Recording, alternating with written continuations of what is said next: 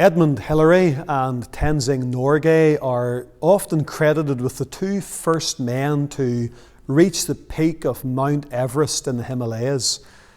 That's often not disputed, but I was reading a book recently in the National Geographic. Not that I read the National Geographic very often. It sounds very posh and snobby when you say, I was reading an article in the National Geographic. But there's a story about two men in 1924.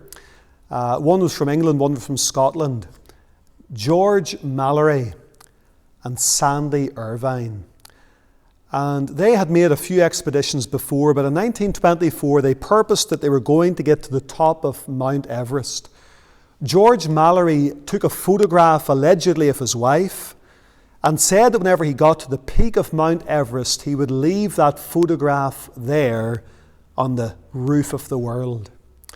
The last time they were seen was from base camp, and they were seen heading up towards the mountain peak, the top of Mount Everest, a few hundred feet below it. But then this great blizzard came in and they went missing, and they weren't found again. They went missing.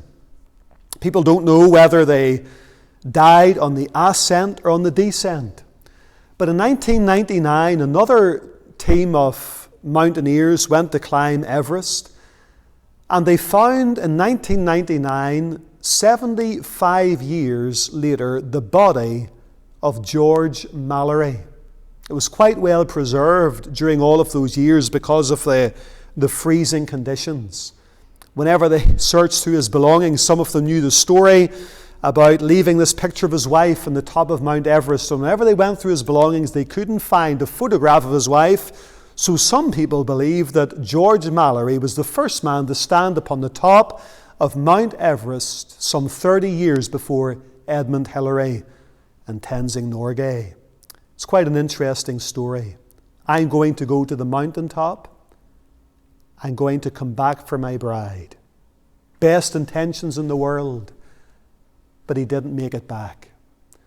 Jesus Christ our Lord has ascended up on high into Mount Zion itself. And before the throne of grace and before the throne of God, he represents us. He bears, as it were, our image in his wounds and represents us before the Father. But you know, friends, there is no danger of him not returning for his bride. He said in John chapter 14 those wonderful words, "Let not your hearts be troubled. Ye believe in God, believe also in me. In my Father's house are many mansions. I go to prepare a place for you. And if I go and prepare a place for you, I will come again and receive you unto myself, that where I am, there ye may be also." He's ascended up on high, but he's coming back again. And he's coming back for his bride to receive those who know and love him unto himself. Make no mistake. Have no doubts about it. The coming of the Lord draweth nigh. His last promise, surely I come quickly. What a day that's going to be whenever he comes back, even for his people. Rejoice in that. Live for that. That's the blessed hope of the church. Thank you for listening, and we'll see you next time.